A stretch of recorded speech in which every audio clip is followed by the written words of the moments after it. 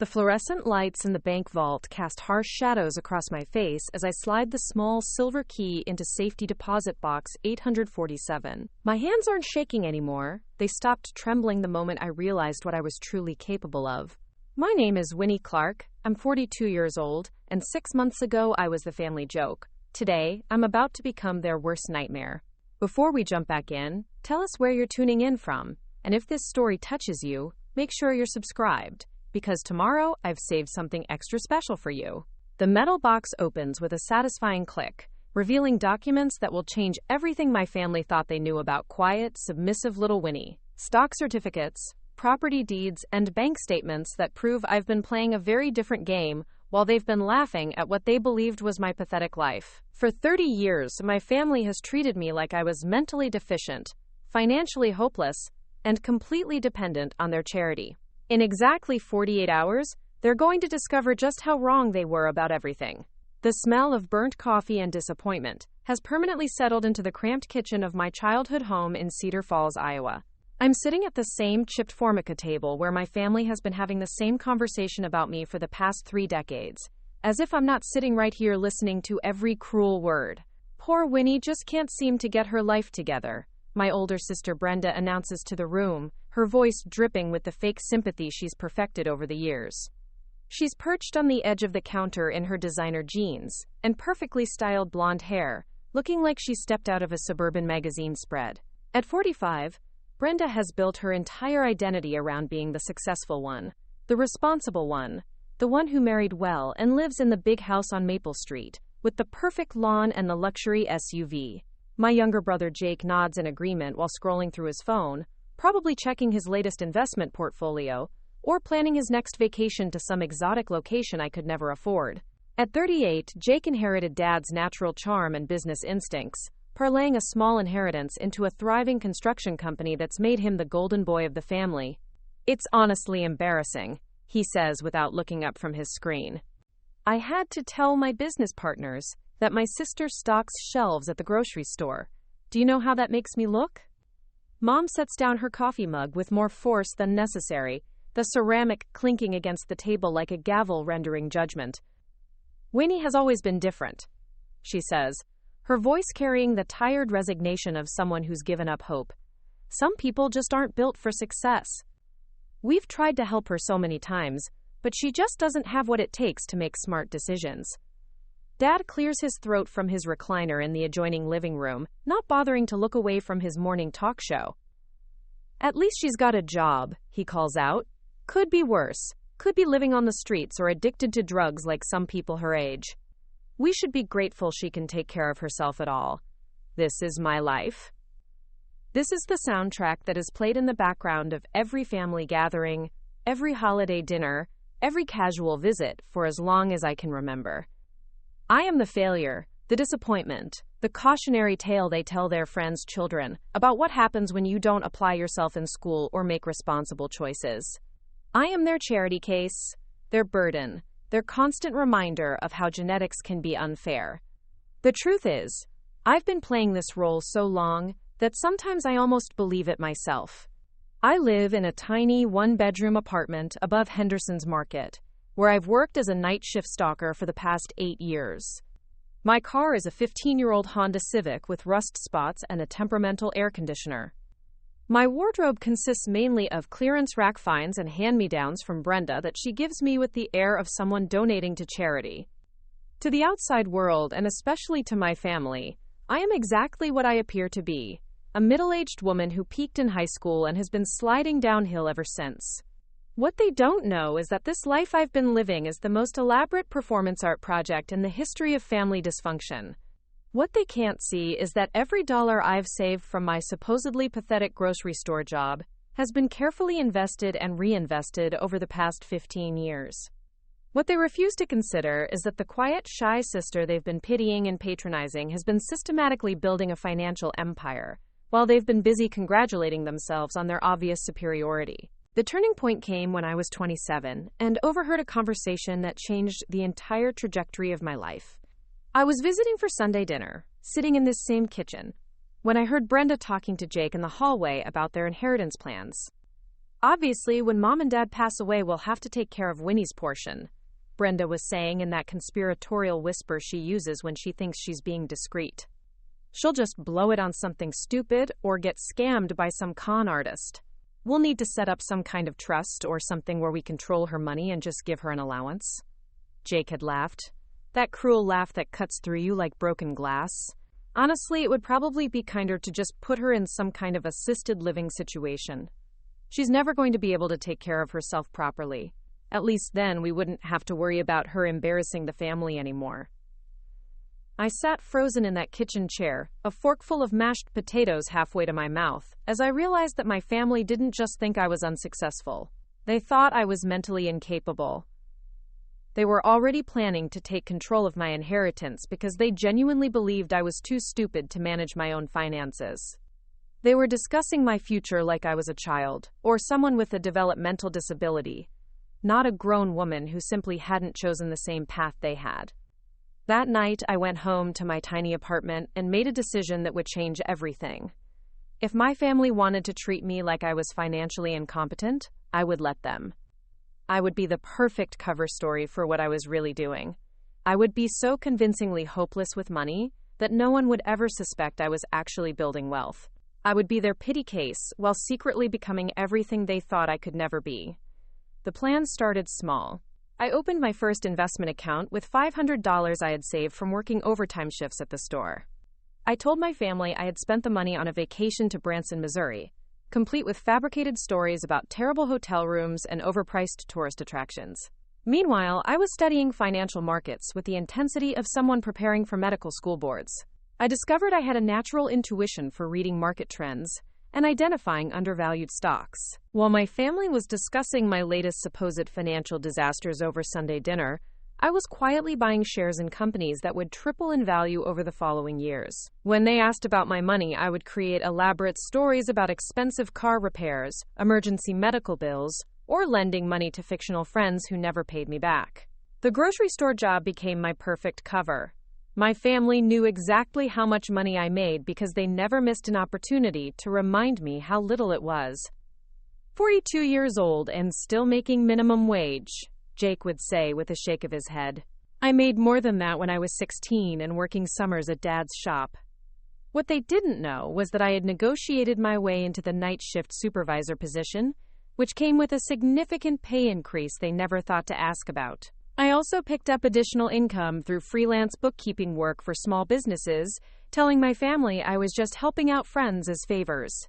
Every dollar that didn't go toward my carefully calculated living expenses went straight into investments.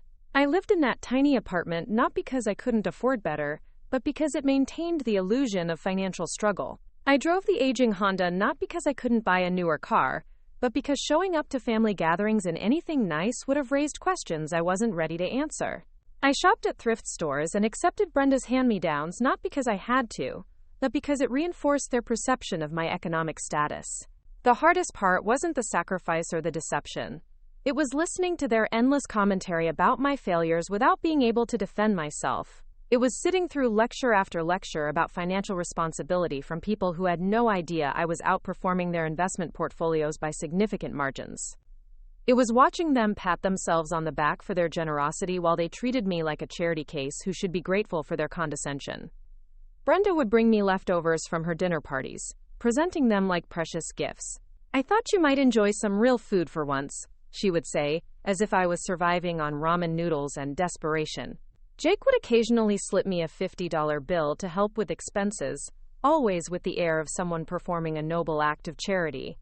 Mom would buy me generic brand groceries and cleaning supplies because, "We know money is tight for you, honey." The psychological toll was enormous. There were nights when I would sit in my apartment, surrounded by evidence of my growing wealth, and wonder if I was losing my mind. I was living a double life so completely that sometimes I felt like two different people. The failure my family saw, and the financial genius I actually was. I had to constantly remind myself that their perception was not reality, that their judgment was not truth, that their limitations were not mine. But the strategy was working better than I had ever imagined possible. Preparing and narrating this story took us a lot of time. So if you are enjoying it, subscribe to our channel, It means a lot to us. Now, back to the story. By my 35th birthday, I had quietly accumulated more liquid assets than Brenda and Jake combined. By 40, I owned 3 rental properties in different states, none of which my family knew existed.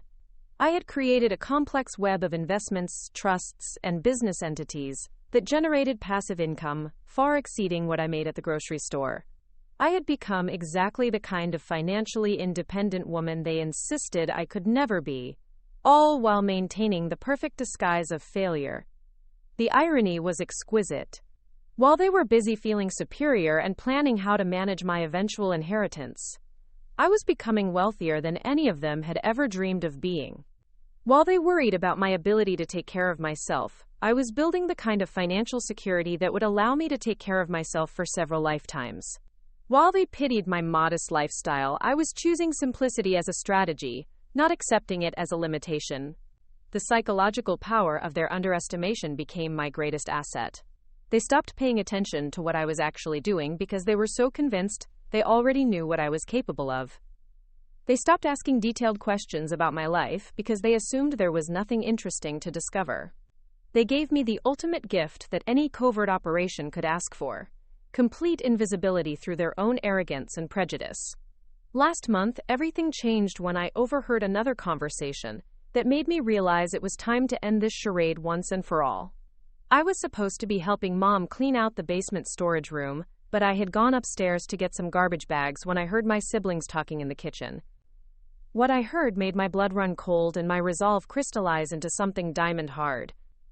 "I've been thinking about Winnie's situation," Brenda was saying in that tone she uses when she's about to propose something she thinks is brilliantly practical. She's 42 now, and she's never going to get any more stable than she is right now. Maybe it's time we started making some concrete plans for her future. Jake's voice carried the casual cruelty that had been his trademark since childhood. "What kind of plans? She's not exactly going to retire to a condo in Florida on a grocery store salary." "That's exactly what I mean," Brenda continued. "I've been researching assisted living facilities, and there are some really nice places that specialize in helping people who just can't quite manage on their own. Not like nursing homes for sick people, but more like supervised apartments for adults who need structure and guidance." My hands clenched around the garbage bags as I realized where this conversation was heading. "You're talking about putting Winnie in some kind of institution?" Jake asked, and for a moment I hoped he might object to the idea. "Isn't that a little extreme?"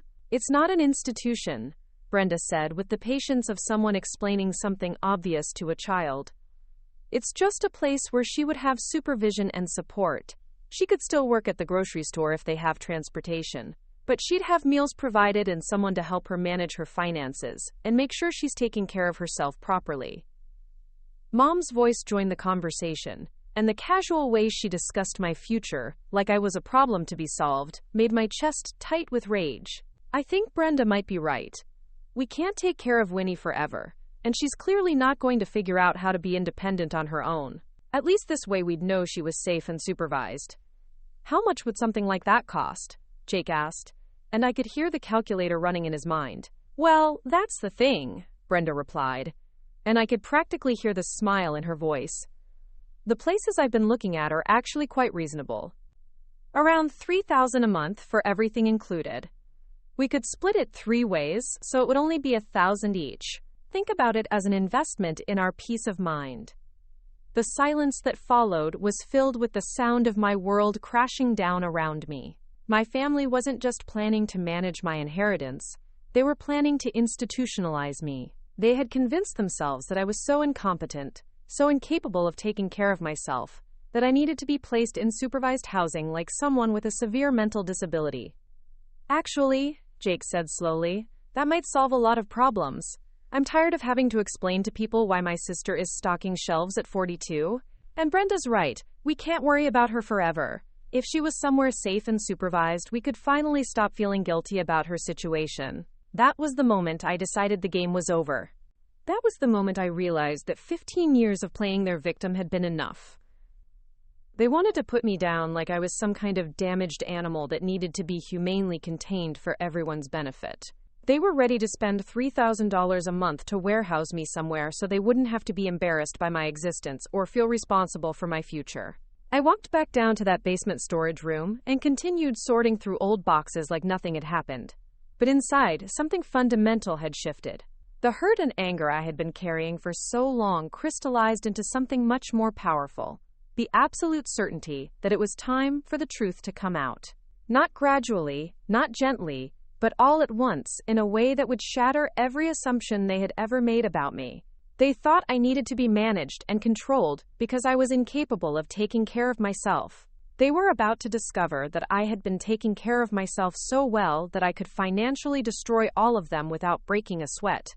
They wanted to put me down like a damaged animal. Instead, I was going to put down their financial security and watch them scramble to understand how the family failure had become the one holding all the power. The plan that had protected me for 15 years was about to become the weapon that would change everything forever, and I was finally ready to use it. The morning after overhearing my family's plan to institutionalize me, I stood in the break room at Henderson's Market at 3 a.m, staring at my reflection in the scratched mirror above the employee sink. Dark circles shadowed my eyes and my uniform hung loose on my frame.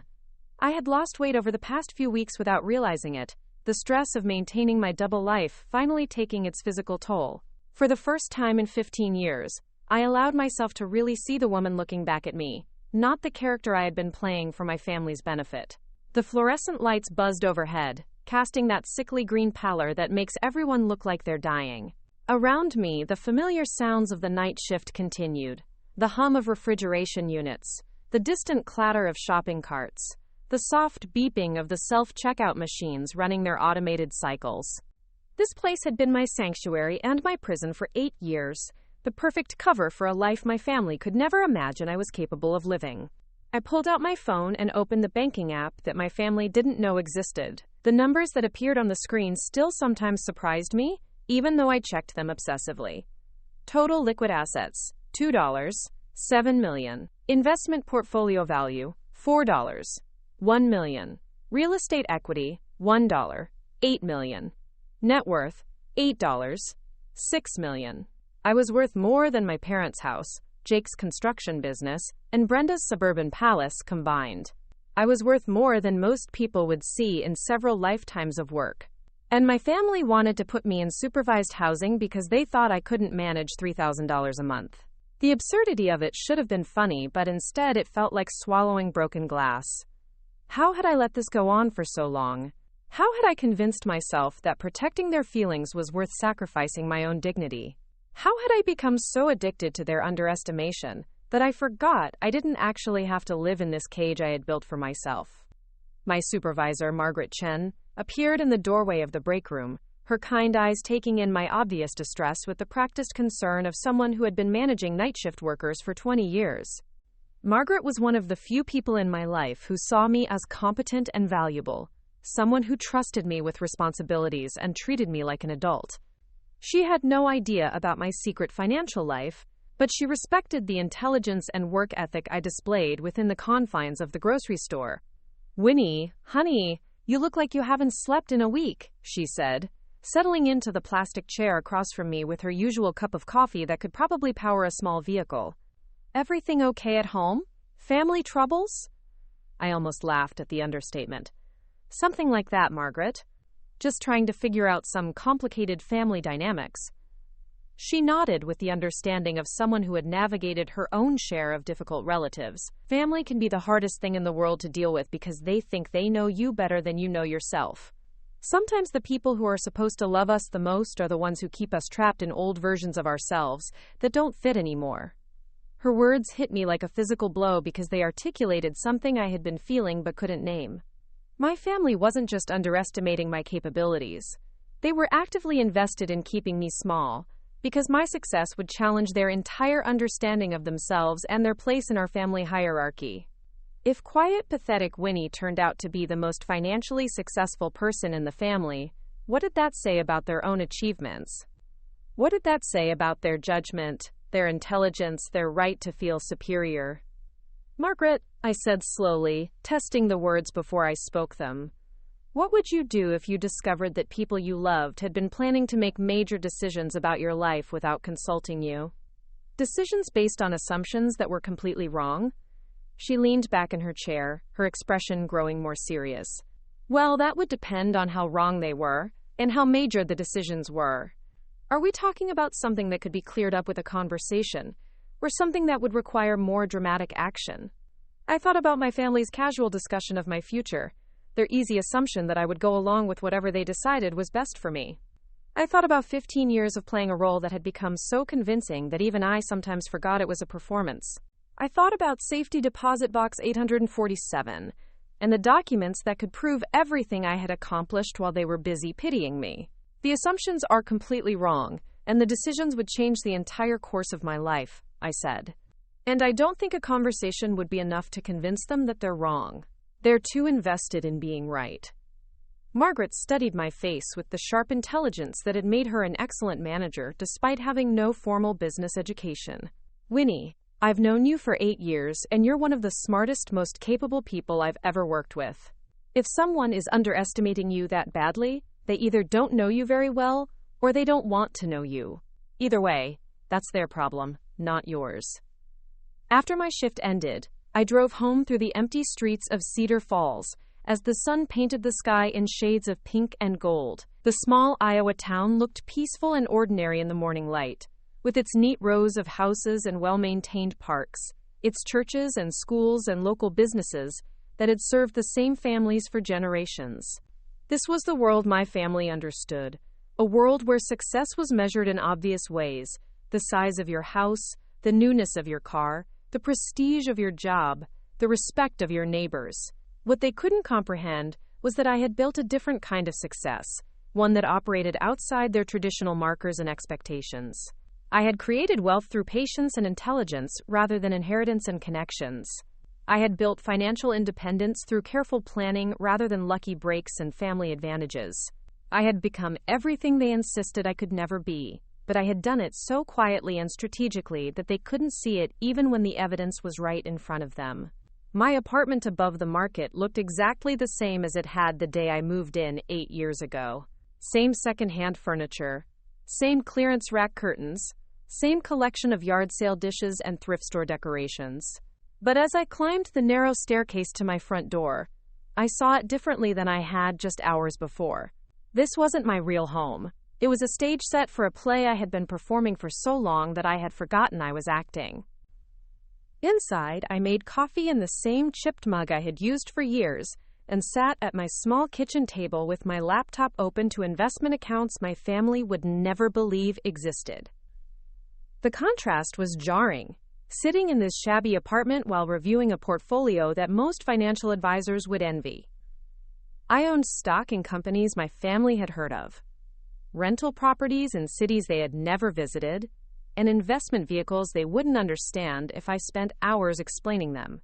My phone buzzed with a text from Brenda that made my stomach clench with familiar dread. Sunday dinner at Mom and Dad's. Bringing dessert. Hope you can make it. We have some family things to discuss. The casual tone couldn't hide the underlying message. They were ready to move forward with their plan to institutionalize me, and they expected me to sit there quietly while they explained how this was all for my own good. I stared at that text for a long time, thinking about all the Sunday dinners I had attended over the years, all the conversations where I had been discussed rather than included, all the decisions that had been made about my life without my input. I thought about the careful balance I had maintained between revealing enough truth to maintain relationships and hiding enough reality to protect my strategy. That balance was about to be shattered completely, and I wasn't sure I was ready for the earthquake that would follow. The next few days passed in a strange haze of normalcy and anticipation. I went to work, stocked shelves, supervised the night crew, and interacted with customers exactly as I had for years. But underneath the familiar routine, I was preparing for a confrontation that would change everything. I spent hours reviewing financial documents, organizing evidence, and planning exactly how I would reveal the truth about my life to people who had been systematically underestimating me for decades. On Saturday morning, I did something I hadn't done in 15 years. I drove to the bank and requested access to safety deposit box 847. The young teller who helped me was probably close to Jake's age, professional and courteous in the way that suggested he had been trained to treat all customers with equal respect, regardless of their apparent economic status. He had no way of knowing that the tired-looking woman in clearance rack clothes was about to access documents that would prove she was worth more than most of his wealthy clients. The safety deposit box was larger than I needed, but I had chosen it specifically for the psychological impact it would create when opened. Inside, arranged in neat folders and labeled with the same meticulous organization I brought to everything I did, was the complete documentation of my secret financial life. Bank statements showing account balances that would shock my family. Investment portfolio summaries that proved I had outperformed professional fund managers. Property deeds for rental houses in Des Moines, Oklahoma City, and Little Rock that generated monthly income exceeding what most people made in annual salaries. But the folder that would destroy my family's assumptions most completely was labeled Business Ventures. Inside were the incorporation papers and financial statements for 3 small companies I had quietly started and sold over the past decade. While my family was laughing about my grocery store job, I had been identifying undervalued small businesses, purchasing them, improving their operations, and selling them for significant profits. I had become a serial entrepreneur while maintaining the perfect disguise of someone who couldn't manage her own finances. The crown jewel of my collection was a letter from a financial planning firm in Chicago, requesting my participation in a documentary about unconventional wealth-building strategies. They had somehow identified me as one of their most successful clients despite my deliberate efforts to maintain a low profile. The letter offered to pay me $50,000 just for sharing my story and investment philosophy. My family thought I needed supervised housing, while financial professionals wanted to study my methods for building wealth. I photographed every document with my phone, creating digital copies that I could access instantly when the moment came to reveal the truth. Then I carefully returned everything to the safety deposit box and locked it away. Tomorrow's family dinner would determine whether these documents remained secret evidence of my hidden life, or became the ammunition that would blow up my family's understanding of reality. That evening, I sat in my apartment and wrote something I had never written before, a completely honest account of my financial situation.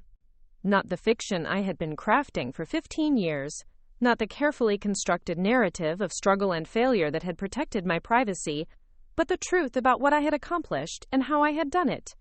The document was 12 pages long when I finished, covering everything from my first $500 investment to my most recent property acquisition in Arkansas. Writing it felt like lifting a weight I hadn't realized I was carrying. For 15 years, I had been unable to share my successes, my strategies, my pride in what I had built. I had been forced to celebrate my victories in secret and accept credit for failures that existed only in my family's imagination. The isolation had been one of the hardest parts of maintaining my deception, having no one who understood what I was really doing or appreciated how difficult it had been to achieve. As I prepared for bed, I caught myself looking around the apartment with new eyes. Tomorrow night, I might be sleeping somewhere else entirely. Once I revealed the truth about my finances, there would be no going back to this carefully constructed life of voluntary simplicity. My family would know that every assumption they had made about my capabilities was wrong. They would know that every condescending comment, every pitying gesture, every charitable impulse had been based on a complete misunderstanding of who I really was. The question that kept me awake most of the night was whether they would be able to handle the truth. My family's identity was so wrapped up in their perception of me as the failure that needed their help and guidance. If I wasn't the family charity case, if I was actually the most financially successful person among us, then who were they? How would they process the fact that they had been wrong about something so fundamental for so long? I thought about Brenda's perfect suburban life and her assumption that she was the responsible sister who had made all the right choices. How would she react to learning that her supposedly hopeless sister owned more real estate than she did? I thought about Jake's pride in his construction business and his casual cruelty about my grocery store job. How would he handle discovering that my side businesses had generated more profit than his main career? I thought about my parents' resignation to my limitations and their willingness to warehouse me for everyone's convenience. How would they feel when they realized they had been planning to institutionalize a millionaire, The anticipation was almost unbearable, but it was tinged with something I hadn't felt in years: excitement about being fully myself. Tomorrow, for the first time in 15 years, I would sit at that kitchen table as Winnie Clark, the successful investor and entrepreneur, not Winnie Clark, the family disappointment. I would answer their questions honestly instead of crafting careful lies. I would defend my choices instead of accepting their criticism. I would claim my place as an equal family member instead of playing the role of grateful charity case. Sunday morning arrived gray and drizzly, typical Iowa weather that matched my complicated emotions about what lay ahead. I got dressed carefully, choosing clothes that struck the right balance between my usual thrift store aesthetic and something that wouldn't look ridiculous when I revealed my true financial status. I settled on dark jeans and a simple sweater, nothing that would immediately signal wealth, but nothing that screamed poverty either. The drive to my parents' house took longer than usual, because I kept pulling over to calm my nerves and review my strategy. I had decided to let them begin their conversation about my future, to give them enough rope to fully reveal their assumptions and plans. Then, when they had committed completely to their vision of my incompetence, I would systematically dismantle every assumption with documented proof of what I had actually accomplished. My parents' house looked smaller than I remembered. A modest ranch-style home in an older neighborhood where most of the residents had lived for decades. The driveway was cracked, the paint was beginning to peel around the windows, and the yard showed signs of being maintained by people who were no longer young enough to keep up with extensive landscaping. This was the house where I had grown up, where I had first learned to be invisible, where I had developed the skills for hiding in plain sight that had served me so well in my adult life. Brenda's luxury SUV was already parked outside, gleaming even in the gray light, a testament to the financial success she never let anyone forget she had achieved. Jake's pickup truck sat beside it, practical and expensive in the way that announced its owner's prosperity without being flashy. My aging Honda looked pathetic beside their vehicles, which was exactly the impression I had been cultivating for years. I sat in my car for several minutes, gathering the courage to walk into a conversation that would change everything. Once I revealed the truth about my life, there would be no going back to the comfortable familiarity of being underestimated. I would have to live with the consequences of their reactions, whatever those might be. I would have to navigate new family dynamics based on honesty rather than deception. I would have to be strong enough to handle their anger, their disbelief, their potential resentment at being manipulated for so long. But I was ready. I had been preparing for this moment for 15 years, even if I hadn't consciously realized it. I had built not just financial wealth, but the confidence and self-knowledge that came from achieving something difficult through my own intelligence and determination. I was no longer the uncertain 27-year-old who had overheard that first devastating conversation about managing my inheritance.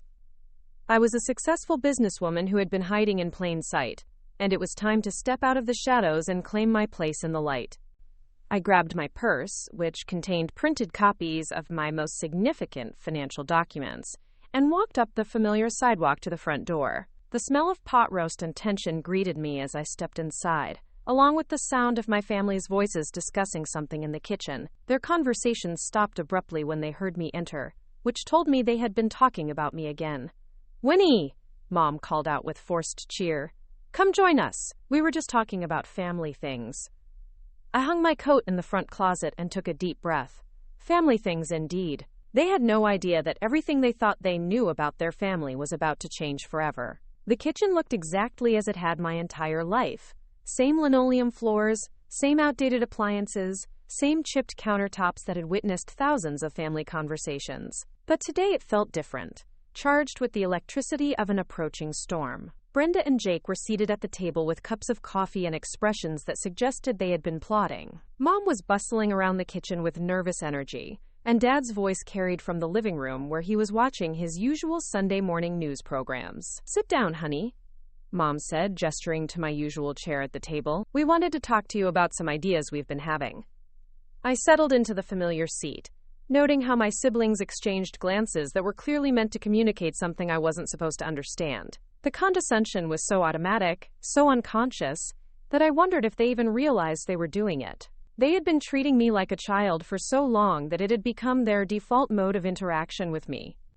"Actually," I said, setting my purse carefully beside my chair, I have some things I'd like to discuss with all of you too. But please, go ahead with what you wanted to say first. Brenda cleared her throat and launched into what was obviously a prepared speech. Winnie, we've been thinking a lot about your situation and your future. We love you so much, and we want to make sure you're taken care of as you get older. We know living on your own has been challenging, and we think we've found a solution that would give you more support and security. She reached into her purse and pulled out a glossy brochure for something called Meadowbrook Assisted Living Community.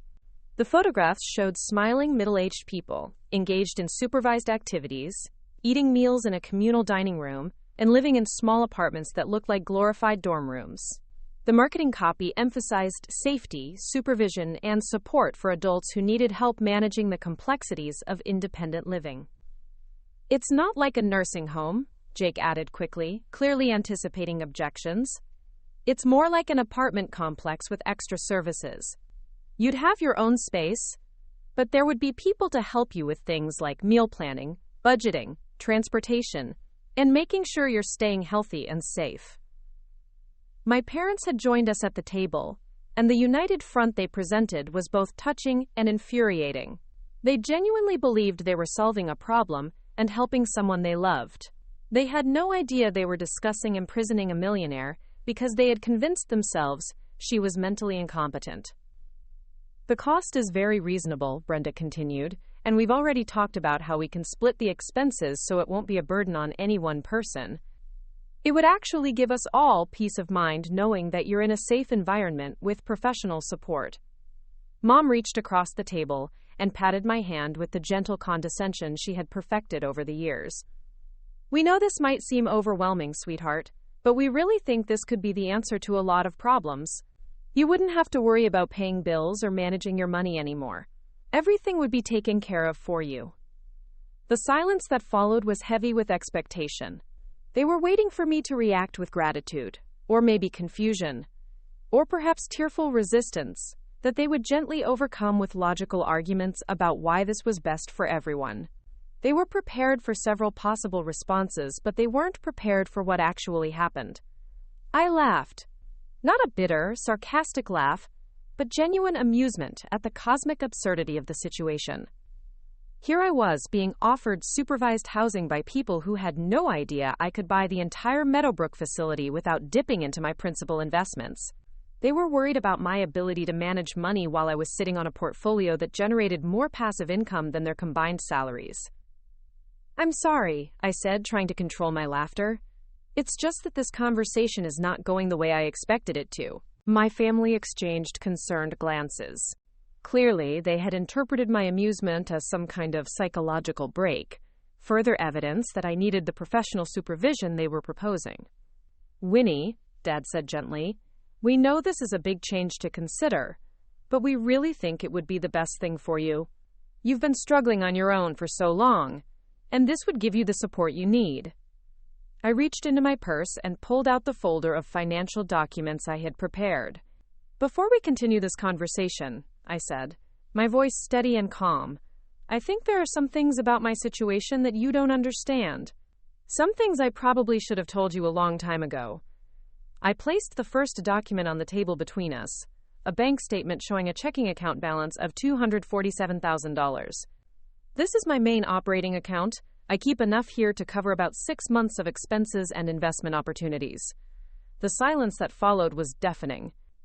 Brenda leaned forward to read the numbers, her mouth opening slightly as she processed what she was seeing. Jake grabbed the paper and studied it like he was trying to identify a forgery. Mom looked confused, as if the numbers didn't make sense in the context of what she thought she knew about my life. I don't understand, Brenda said slowly. This says you have almost $250,000 in checking. That has to be a mistake. I placed the second document on the table. An investment portfolio summary showing holdings worth $1 million. This is my primary investment account. I've been building this portfolio for 15 years and it's been performing quite well. The family stared at the numbers in complete silence. The only sound was the ticking of the kitchen clock and Dad's news program droning in the background. I could see them trying to reconcile what they were looking at with everything they thought they knew about my financial situation. Winnie, Jake said finally, his voice hoarse with confusion. Where did this money come from? Did you win the lottery? Inherit something from someone we don't know about? I placed the third document on the table, property deeds for my 3 rental houses. I bought these properties over the past 8 years.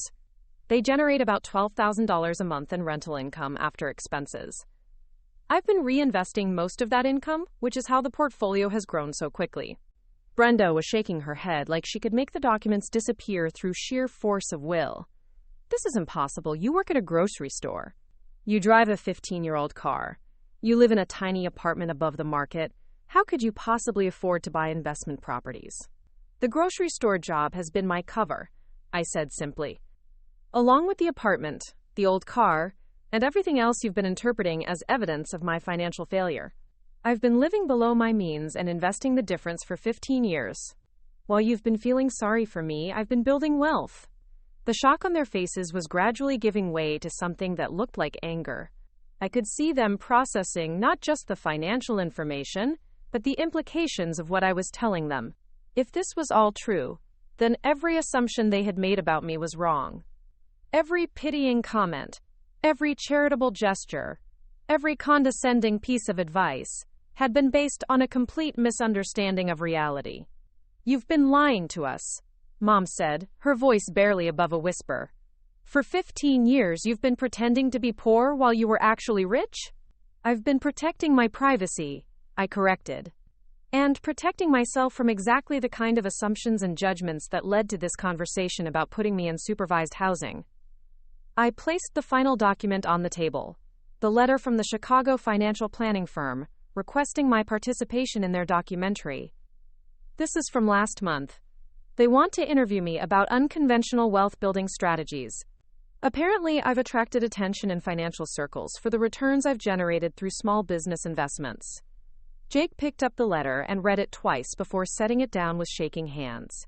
You're telling us that while we've been worrying about your ability to take care of yourself, you've actually been so successful that professional investors want to study your methods? That's exactly what I'm telling you, I said.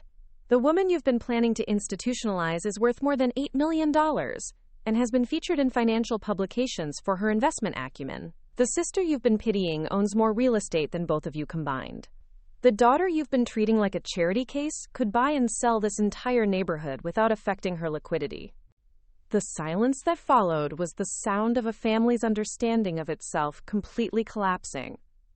Everything they thought they knew about their relationships, their roles, their relative success and failure, had just been revealed as fiction. The family failure had turned out to be the family's greatest success story, and none of them had any idea how to process that information. But their shock was just the beginning. The real reckoning was about to begin, and I was finally ready to have the conversation we should have had 15 years ago. The kitchen clock ticked 17 times before anyone spoke again. 17 seconds of absolute silence while my family stared at financial documents that proved everything they believed about me was a carefully constructed lie. I watched their faces cycle through confusion, disbelief, and something that was starting to look dangerously close to anger. The pot roast Mom had been preparing filled the air with its familiar aroma, but the comfort food couldn't mask the tension that was thick enough to cut with a knife. Brenda was the first to find her voice, and when she did, it came out sharp and accusatory. I don't understand how you could lie to us like this for so long. Do you have any idea how much time and energy we've spent worrying about you? How many nights I've laid awake thinking about what would happen to you when Mom and Dad are gone? Her indignation was breathtaking in its complete lack of self-awareness. She was angry that I had deceived her, but she couldn't see that her worry had always been mixed with condescension, that her concern had always come with a hefty dose of superiority. She was upset that I had made her feel foolish, but she wasn't questioning why she had been so quick to assume I was incapable of taking care of myself. You're angry that I lied, I said, keeping my voice level and calm, but you're not asking yourself why I felt the need to lie. You're not wondering what it says about our family dynamic that I felt safer pretending to be poor than telling you the truth about my success. Jake leaned back in his chair, his face flushed with what I recognized as embarrassment mixed with rage. Don't try to turn this around on us, Winnie. You're the one who's been playing games for 15 years. You made us look like fools." "No," I said firmly. "I protected myself from becoming a target. And given your first response to learning about my wealth, I'd say my instincts were correct." Mom was still staring at the bank statements like they might disappear if she looked at them hard enough. "But, sweetheart, if you had all this money, why did you keep living like you were struggling? Why did you let us worry about you? Why did you accept our help when you didn't need it?" The hurt in her voice was genuine, and it cut deeper than my siblings' anger, because I could hear the love underneath it. But I could also hear the assumptions that had shaped 15 years of interactions between us.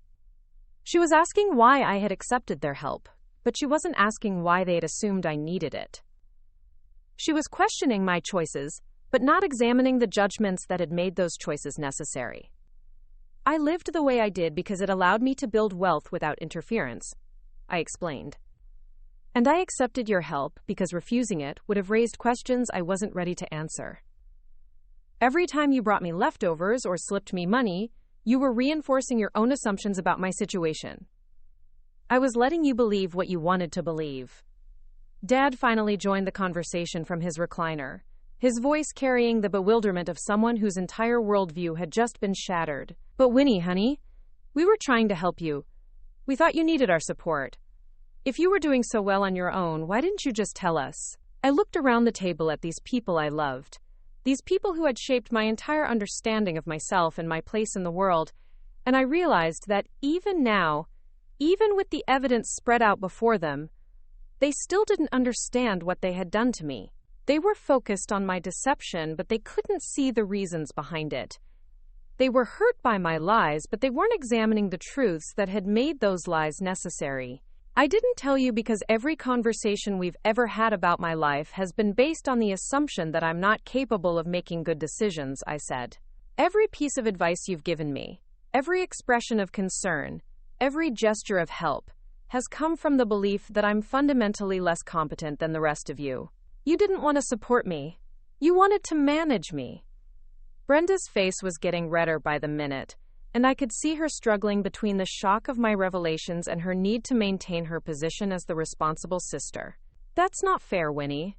We were concerned because you seemed to be struggling. You were living in a tiny apartment, working at a grocery store, driving an old car. What were we supposed to think?" "You were supposed to think that maybe appearances don't tell the whole story," I replied. "You were supposed to consider that maybe I had reasons for my choices that you didn't understand. You were supposed to treat me like an adult who was capable of making her own decisions, even if those decisions didn't make sense to you." The documents on the table seemed to glow under the kitchen lights, undeniable proof that everything my family thought they knew about success and failure, about capability and limitation, about who deserved respect and who needed management was completely wrong. But I could see that the evidence wasn't enough to change their fundamental assumptions about me. They were looking for ways to explain away what I had accomplished, rather than accepting that they had misjudged me so completely. "Okay, so you're rich," Jake said, his voice taking on the aggressive tone he used when he felt cornered. "Congratulations. But that doesn't change the fact that you've been manipulating us for 15 years. You've been making us feel guilty for your situation when there was no situation to feel guilty about. You've been taking our charity when you didn't need it. You've been lying to our faces every single day." His words stung because there was truth in them, but it was truth without context, accusation without understanding. Yes, I had manipulated them, but only after they had made it clear that honesty would not be welcome. Yes, I had accepted their charity, but only because refusing it would have exposed me to exactly the kind of reaction I was witnessing now. Yes, I had lied to them, but only after they had demonstrated that they couldn't handle the truth about who I really was. "You're right," I said, surprising them with my agreement. "I have been manipulating you. I've been telling you what you wanted to hear, instead of what was actually true. But I need you to understand why that felt like my only option." I reached into my purse and pulled out a notebook that I had been keeping for the past 2 weeks, ever since I decided it was time to end my charade. In it, I had documented every condescending comment, every assumption about my limitations, every instance of being treated like a child rather than an equal family member. I had recorded direct quotes from conversations, where my intelligence was questioned, my judgment was dismissed, and my future was planned without my input. "This is from last Sunday," I said, reading from my notes. "Jake, you said," and I quote, "I had to tell my business partners that my sister stocks shelves at the grocery store. Do you know how that makes me look? Not how it makes me feel, but how it makes you look. My job was embarrassing to you because it didn't reflect well on your status."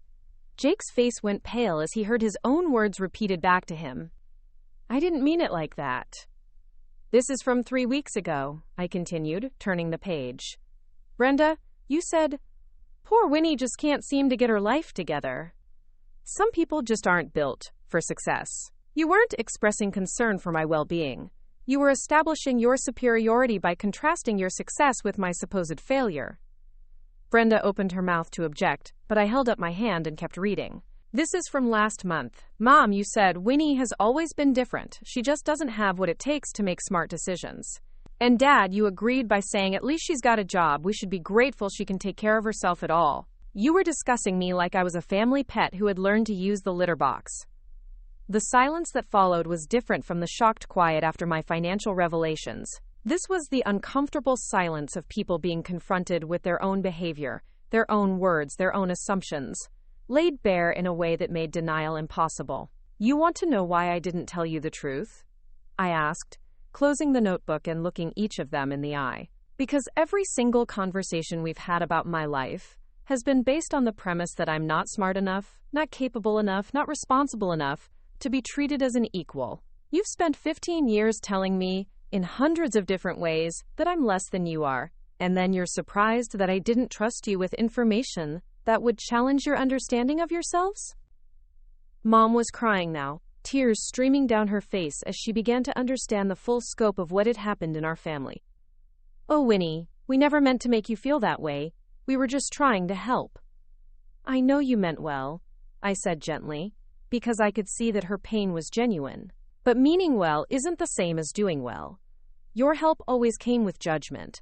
Your concern always came with condescension. Your love always came with the assumption that I needed to be managed rather than respected." Dad had turned off his television and joined us at the table, his weathered face showing the confusion of someone trying to reconcile new information with decades of established beliefs. "Winnie, I still don't understand why you felt like you had to hide your success from us. We would have been proud of you. We would have celebrated your achievements."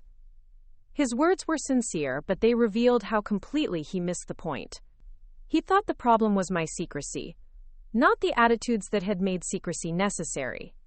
He was focused on what I had hidden from them, not on why I had felt the need to hide it. "Would you have been proud?" I asked him. "Or would you have found ways to diminish what I had accomplished? Would you have celebrated my success? Or would you have questioned whether I really deserved it? Would you have treated me as an equal? Or would you have found new ways to position yourselves as my superiors?" I could see from their faces that my questions made them uncomfortable because they couldn't answer them with certainty. They wanted to believe they would have reacted with pure pride and celebration, but they knew their own patterns well enough to recognize that their first instincts would have been to find explanations that preserved their sense of superiority. "You want proof of how you would have reacted?" I asked. "Look at how you're reacting right now. Instead of asking how I accomplished what I accomplished, you're focused on how I deceived you. Instead of being curious about my strategies and methods, you're angry about my dishonesty. Instead of celebrating my success, you're making yourselves the victims of my choices." Brenda was shaking her head vigorously, her perfectly styled hair coming loose from its careful arrangement. "That's not fair, Winnie. You blindsided us with this information. Of course we're struggling to process it. Give us some credit for being human." "I am giving you credit for being human," I replied. "I'm acknowledging that your reactions are normal and predictable. But I'm also pointing out that those normal, predictable reactions are exactly why I couldn't trust you with the truth in the first place. You're proving right now that my instincts were correct." Jake stood up abruptly, his chair scraping against the linoleum floor with a harsh sound that made everyone wince. "So what now, Winnie? What's your end game here? You've proved that you're smarter than us, richer than us, more successful than us. You've made us all look like idiots. What do you want from us?" His question hung in the air like a challenge, and I realized that this was the moment I had been building toward for 15 years. This was the conversation I had been avoiding. The confrontation I had been too afraid to have. The reckoning that would determine whether our family relationships could survive the truth about who I really was. I want respect, I said simply. I want to be treated like an adult who is capable of making her own decisions. I want you to stop assuming that you know what's best for me. I want you to ask my opinion instead of making plans for my future without consulting me. I want to be included in family decisions as an equal participant, not managed like a problem that needs to be solved. And if we can't do that? Brenda asked, her voice cold and challenging. Then you'll discover that the family failure you've been subsidizing for 15 years doesn't actually need your help, I said. And you'll learn that the charity case you've been managing is perfectly capable of managing herself. The threat was implicit but clear. I didn't need them anymore, if I ever really had. I didn't need their financial support, their emotional rescue attempts, or their condescending guidance. I had built a life that was completely independent of their opinions and assistance.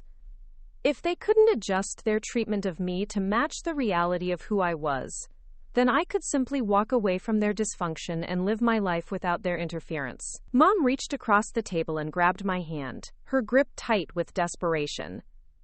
Winnie, please don't talk like that. We're family. We love you. We can work through this. I love you too, I said, squeezing her hand gently. But love isn't enough if it comes with conditions that require me to be smaller than I am. Love isn't enough if it's based on a fundamental misunderstanding of who I am.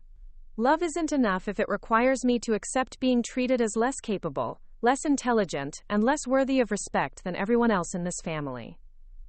The afternoon sun was beginning to slant through the kitchen windows, casting long shadows across the table where my family's understanding of itself was being systematically dismantled. The pot roast was probably overcooked by now, but none of us were thinking about food. We were all trying to figure out how to rebuild relationships that had been based on false assumptions for so long that the truth felt foreign and threatening. I need some air, Jake announced, grabbing his jacket from the back of his chair. This is too much to process right now. I need to think about all of this. He left through the back door, and I could see him pacing around the small backyard, his phone pressed to his ear. He was probably calling his wife, trying to make sense of what had just happened, looking for someone to validate his shock and anger. I didn't blame him for needing space. What I had revealed was legitimately overwhelming, and his reaction was understandable even if it wasn't what I had hoped for. Brenda gathered up the financial documents and studied them again, as if repeated examination might reveal some flaw or explanation that would restore her sense of superiority. I still don't understand how you managed to hide all of this from us. We see you regularly. We know where you work and where you live.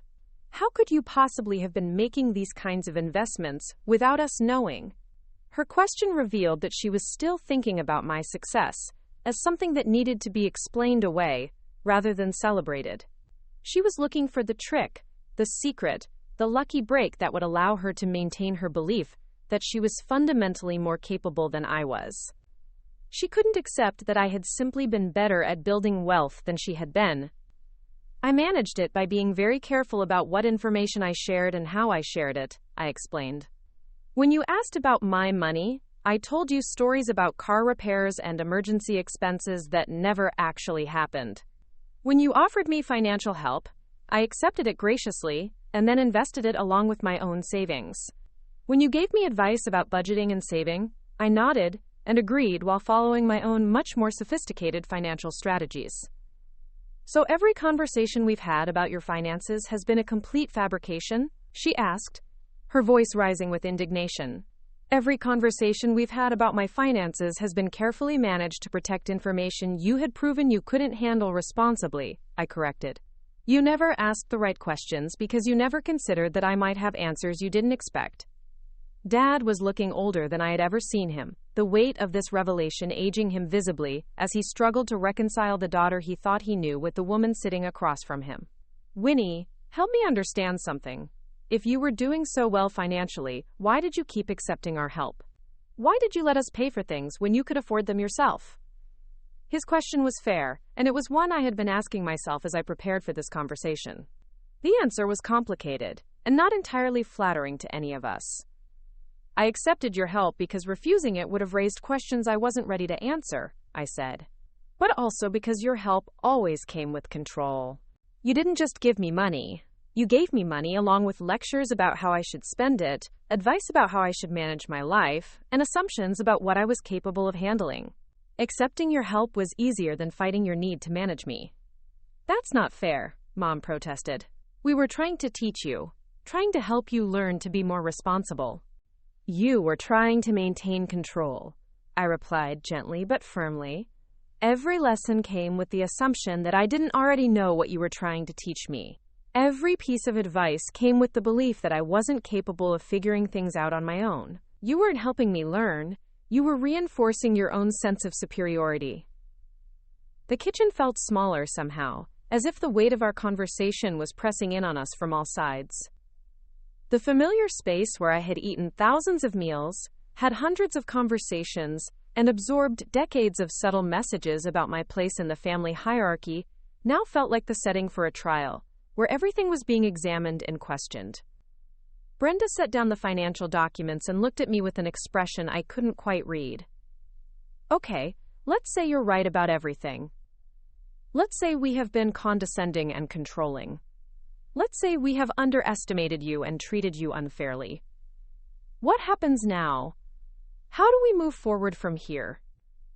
Her willingness to engage with the possibility that she had been wrong was more than I had expected, and it gave me hope that maybe our relationships could survive this upheaval. But I also knew that acknowledging a problem was very different from being willing to change, and change would be the only thing that could save our family dynamic. We start by establishing new ground rules, I said. No more assumptions about my capabilities or limitations. No more decisions about my life made without consulting me. No more charity disguised as family concern. No more treating me like I need management instead of respect. And if we struggle with that? Dad asked. If we slip back into old patterns? This is how we've related to each other for 15 years. Change doesn't happen overnight. Then you'll learn that I'm perfectly capable of setting boundaries to protect myself, I replied. I've spent 15 years accommodating your need to feel superior by playing a role that diminished me. I'm not willing to do that anymore. If you can't adjust to treating me as an equal, then you'll discover that I don't actually need your approval or involvement in my life. The silence that followed was heavy with the recognition that our family was at a crossroads. We could either find a way to build new relationships based on honesty and mutual respect, or we could allow the weight of 15 years of deception and condescension to destroy what connection we had left. Jake returned from the backyard, his face grim but more composed than when he had left. I've been thinking about what you said, Winnie, and I've been trying to remember how many times I've made jokes about your job, your apartment, your car. How many times I've treated your life like it was something to be embarrassed about. He sat back down at the table, his usual confidence replaced by something that looked uncomfortably like humility. I can't even count them all, and I never once considered that maybe you had reasons for your choices that I didn't understand. I just assumed I knew better than you did about everything. His admission was unexpected and genuinely moving. I could see that he was struggling with the implications of what I had revealed, not just about my financial success, but about his own behavior and assumptions. It was a start, at least. I've been an ass, he continued, looking directly at me. I've been a condescending, arrogant ass who made assumptions about your life without ever bothering to ask if those assumptions were correct. And the worst part is that I convinced myself I was being helpful. Brenda was watching her brother's confession with something that looked like recognition dawning on her face. Oh God, Winnie, we really have been terrible to you, haven't we? We've been so busy feeling superior that we never considered we might be wrong about everything. Mom was crying again, but these tears seemed different from her earlier ones. These looked like tears of understanding rather than confusion, grief for what our family had lost through years of dysfunction, rather than shock at what I had revealed. We can't undo 15 years of treating you badly, she said through her tears. But maybe we can start treating you better going forward. Maybe we can learn to see you as you really are instead of as we assumed you were. Dad nodded slowly, his expression serious and thoughtful. Your mother's right. We've made mistakes, big ones, and we need to own up to that. The question is whether you're willing to give us a chance to do better. I looked around the table at these people who had shaped my life in ways both positive and harmful, who had loved me imperfectly and hurt me unintentionally, who were now being forced to confront their own limitations and prejudices. They were fallible human beings who had made terrible assumptions based on incomplete information and cultural biases about success and failure. But they were also my family, and despite everything, I loved them. I'm willing to try, I said, but I need you to understand that trust has to be rebuilt, not just restored. You're going to have to prove that you can see me differently, treat me differently, relate to me differently. And that's going to take time and consistent effort.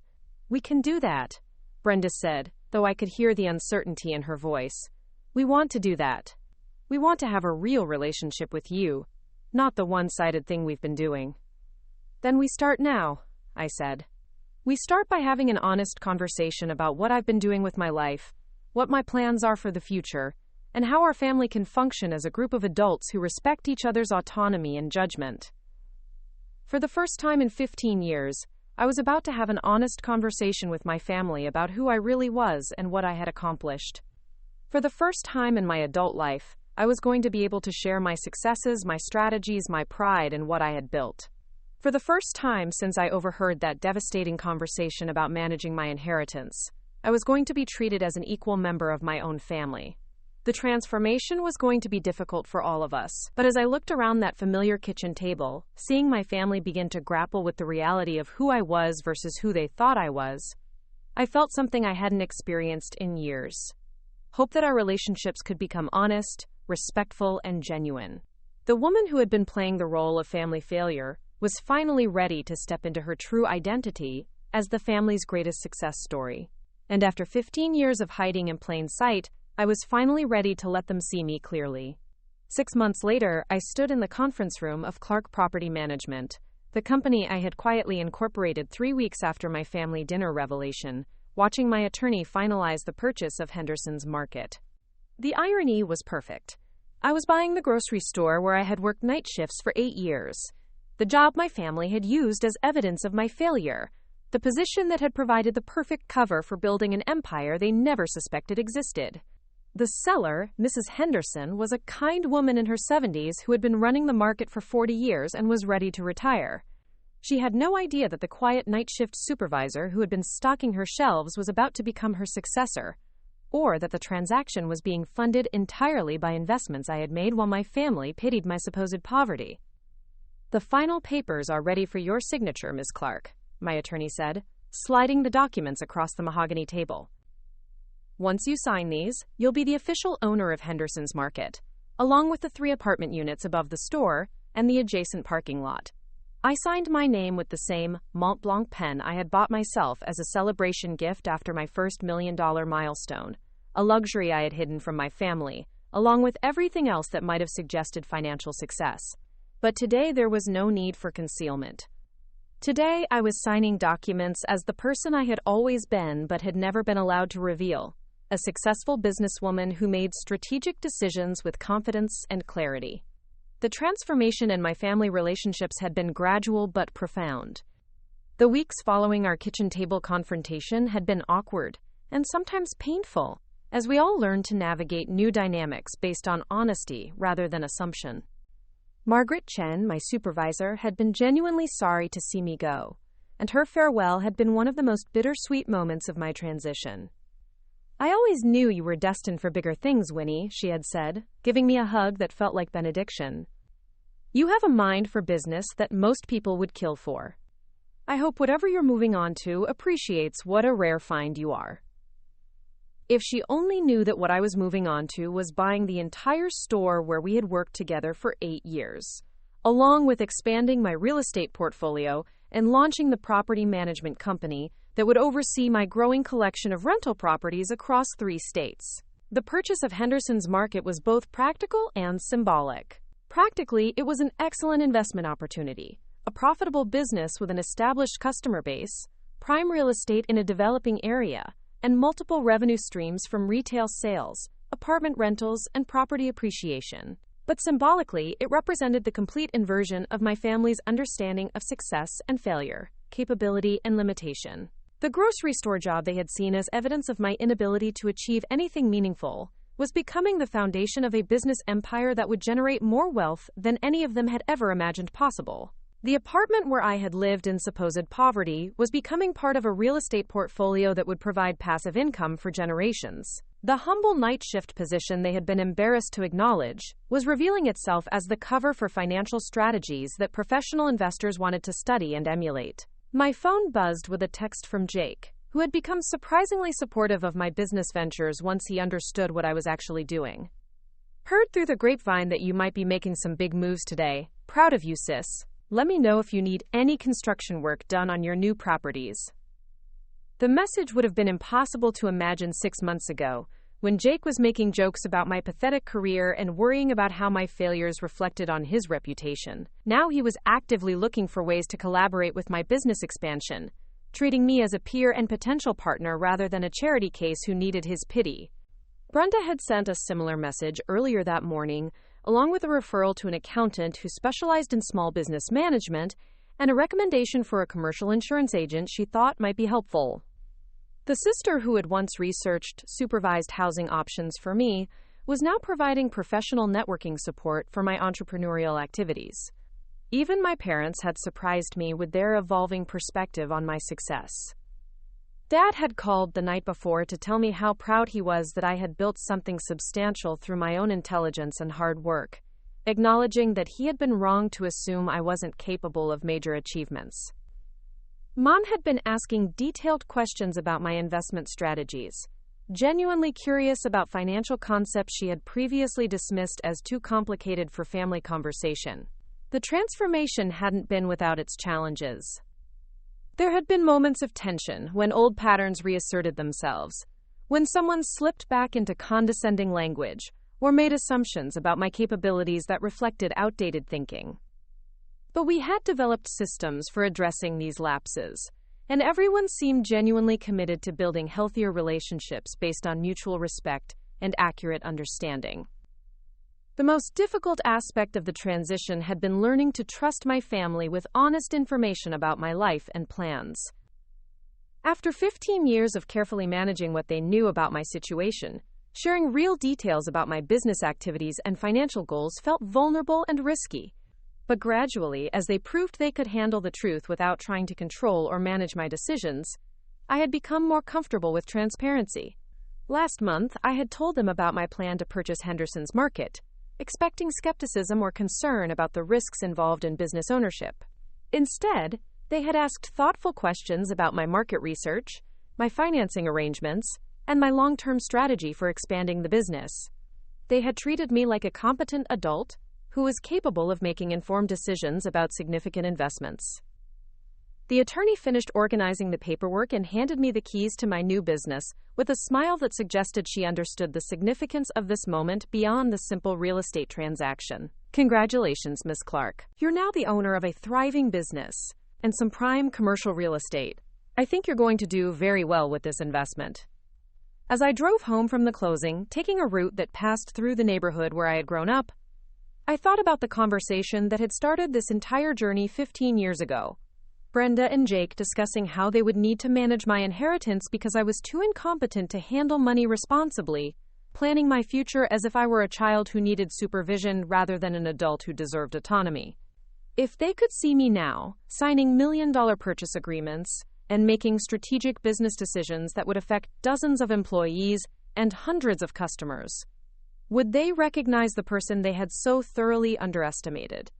Or would they find new ways to diminish my achievements, new explanations that preserved their sense of superiority, despite overwhelming evidence to the contrary?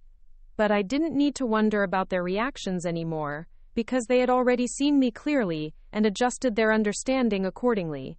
The family that had once planned to institutionalize me was now celebrating my business acquisitions and asking for investment advice. The siblings who had been embarrassed by my grocery store job were now referring business opportunities and offering professional collaboration. The change in our relationships had freed me to pursue goals and dreams I had been forced to keep secret for years. Next month, I would be starting graduate school at the University of Iowa, pursuing an MBA in entrepreneurship and real estate development. It was the advanced education my family had never suggested I was capable of achieving, funded by investments they had never known I was making. I had also begun exploring philanthropic opportunities in Cedar Falls, particularly programs focused on financial literacy education for women who had been excluded from economic decision-making in their families. There was something poetically appropriate about using my secret wealth to help other women discover their own financial capabilities and independence. The most liberating change was in how I presented myself to the world. For 15 years, I had dressed down, driven an old car, and lived in modest accommodations to maintain the illusion of financial struggle. But now I was free to make choices based on my actual preferences and circumstances rather than the need to preserve a deceptive cover story. I had traded my aging Honda for a reliable but understated SUV that reflected both financial success and practical transportation needs.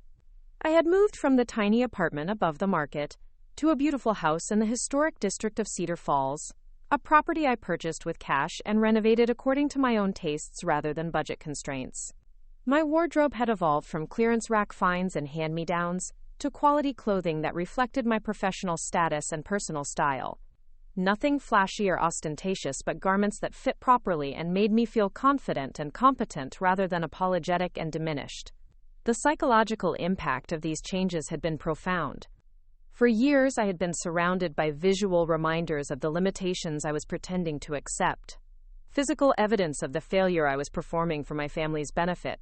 Living authentically, in surroundings that reflected my actual capabilities and achievements, had restored a sense of self-respect I hadn't realized I had lost. But the most significant transformation was in my relationship with my own ambitions and dreams. For 15 years, I had been forced to keep my goals modest and my aspirations hidden, lest they reveal the scope of what I was actually capable of achieving. Now I was free to dream as big as my imagination and work ethic could support. I was considering expanding into commercial real estate development, using my accumulated capital and growing expertise to create affordable housing projects in small Iowa towns that had been neglected by larger developers. I was exploring the possibility of starting an investment fund focused on rural economic development, leveraging my success to help other small communities build sustainable prosperity.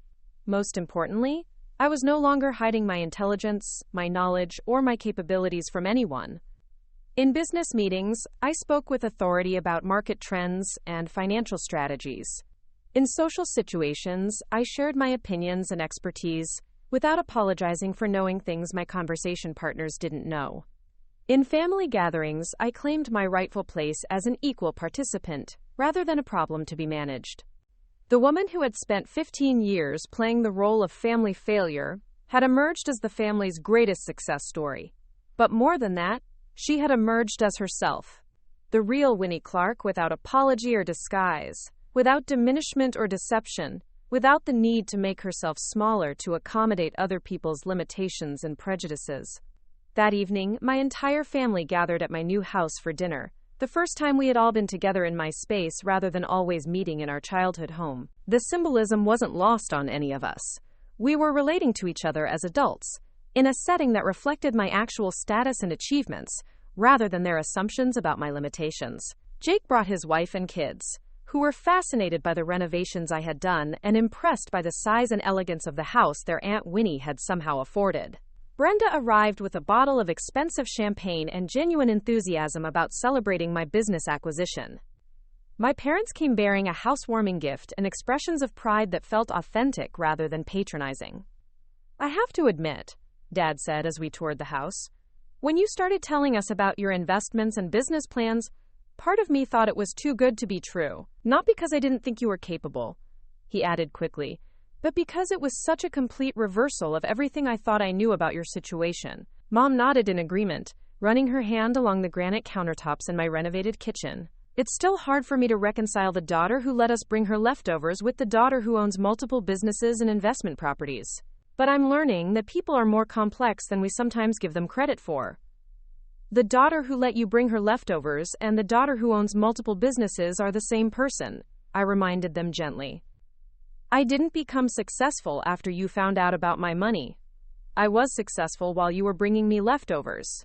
I just couldn't tell you about it because you had made it clear that you couldn't handle that information.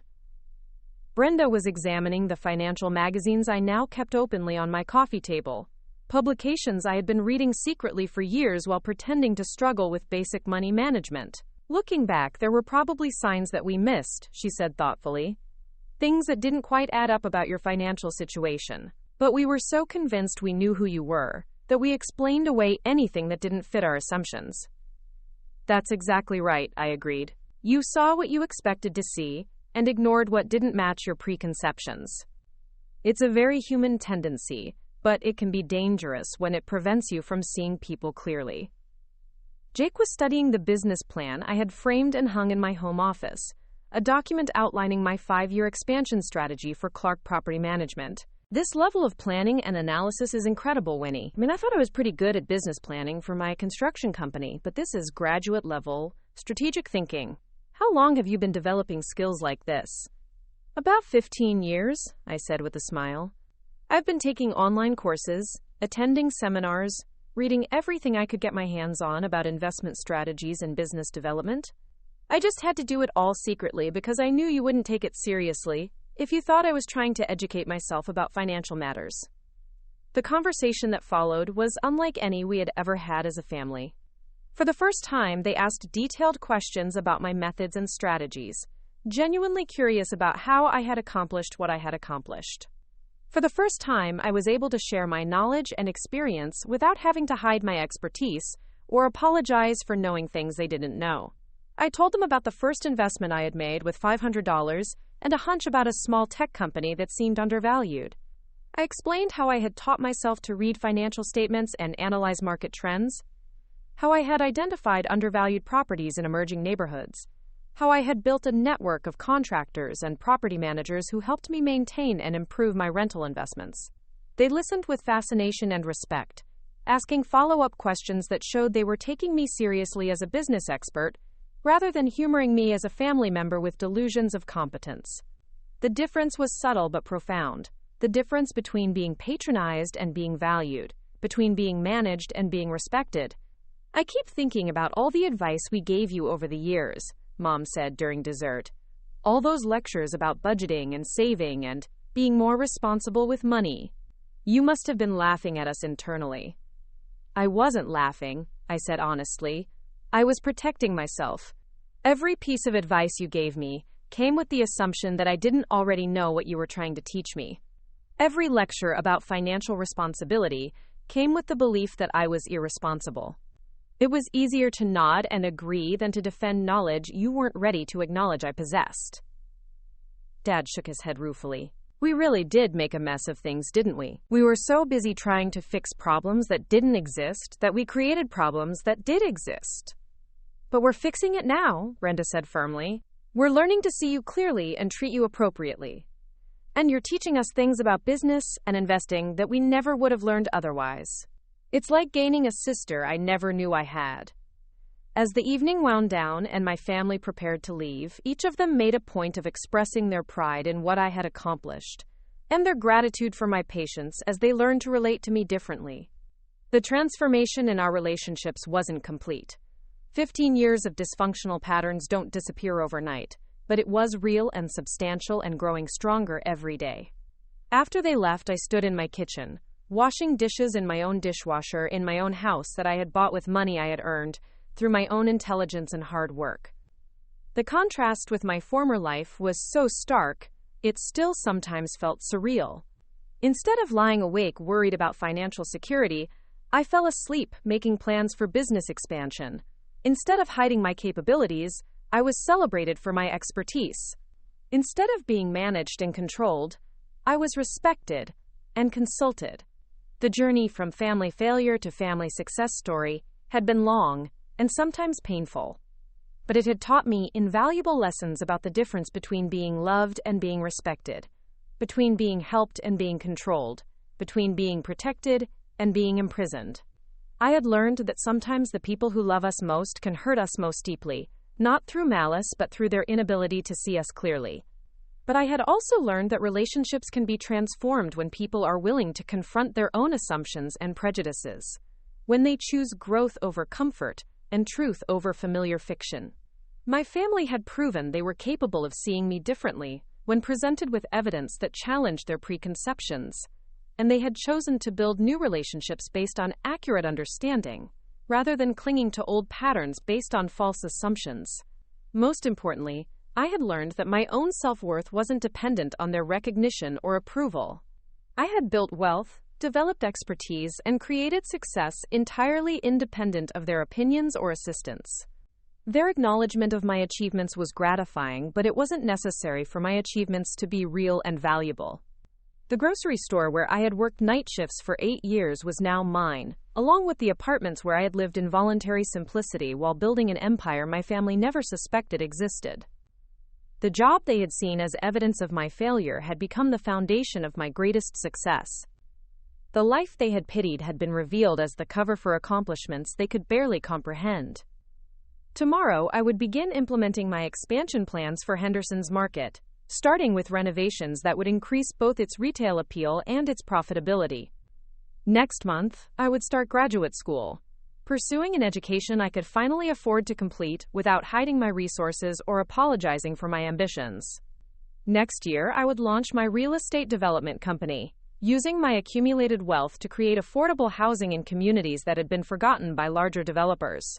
The woman who had been dismissed as the family charity case was now the family's most successful entrepreneur.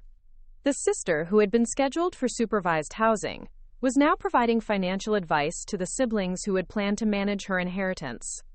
The daughter who had been pitied for her limitations was now celebrated for her capabilities.